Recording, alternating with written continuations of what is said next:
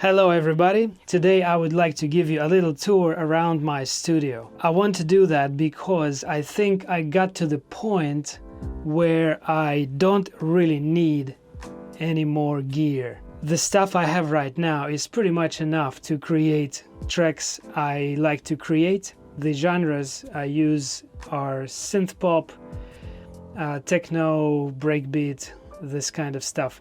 So for those genres, this gear that I have right now is pretty much enough. Let me give you a little introduction of the stuff that I have in my room. Let's go. Let me start with introducing something that is here. Piano. I bought it a couple of months ago. I want to revise my skill. Before we go here, I would like to mention this fella. iRig Keys Pro, 3 octaves, full-size keys. I hook it up to my iPhone. These are the apps that I use here. It's Module, ePiano. I use electric pianos there, Rhodes. iGrand Piano, amazing app with really live sound of the piano, but since I have this piano now, probably I don't really need it. Moog is one of the best apps that I've ever seen. Very unusual, very unusual. If you don't know anything about it, I really recommend to go and check it out, because the sound it makes is just amazing. I bought a bunch of presets and I use it when I design sound. The other one is Model D, that's Moog Synth, virtual version of it. And Sample Tank, that app goes free with the keyboard when you buy it. I use this one for playing cello. Yeah, pretty decent sound of cello.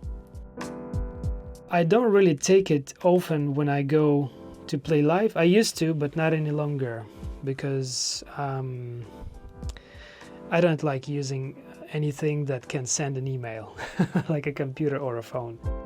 I'm all into hardware, so let me introduce my hardware here. This is a really good microphone by Liu. It's LCT240 Pro. KRK speakers.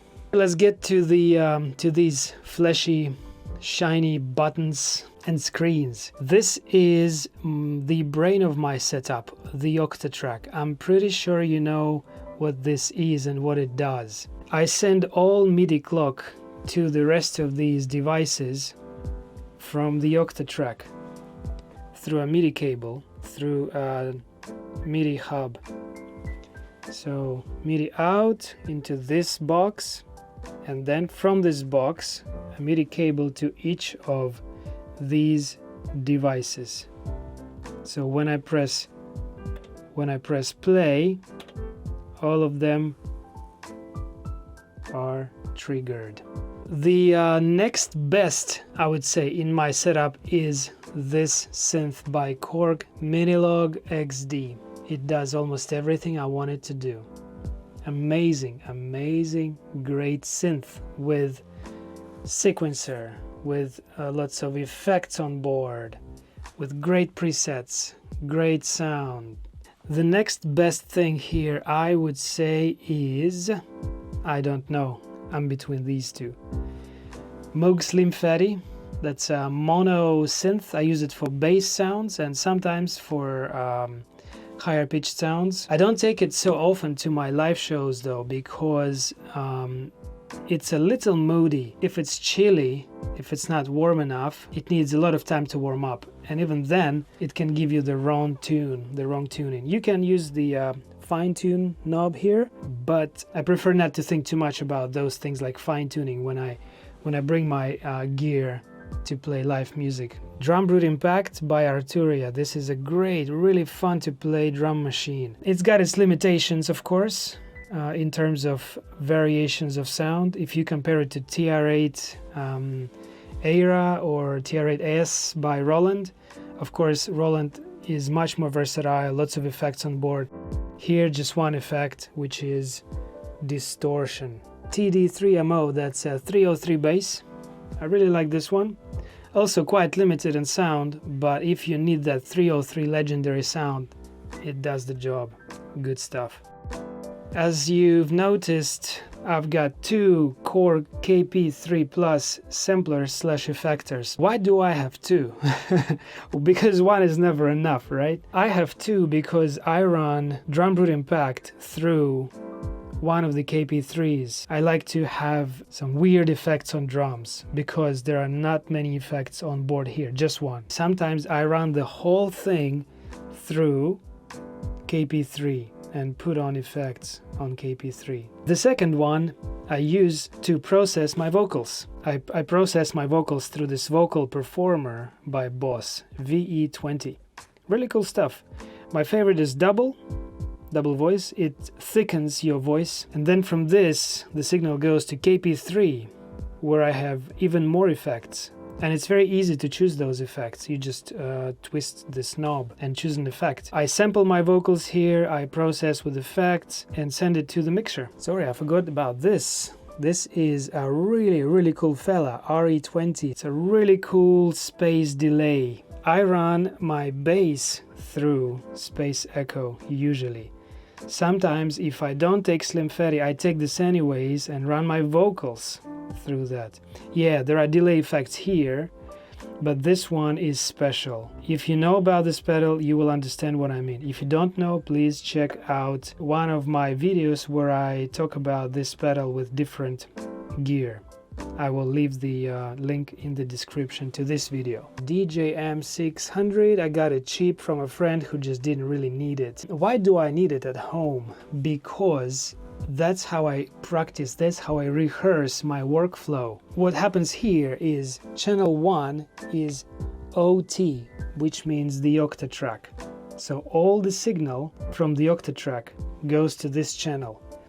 What goes into the Octatrack usually? Usually DrumBrute Impact goes into the Octatrack, Slim Phatty goes into the Octatrack, 303 goes into the Octatrack. The next one is Vox. I use this one for vocals.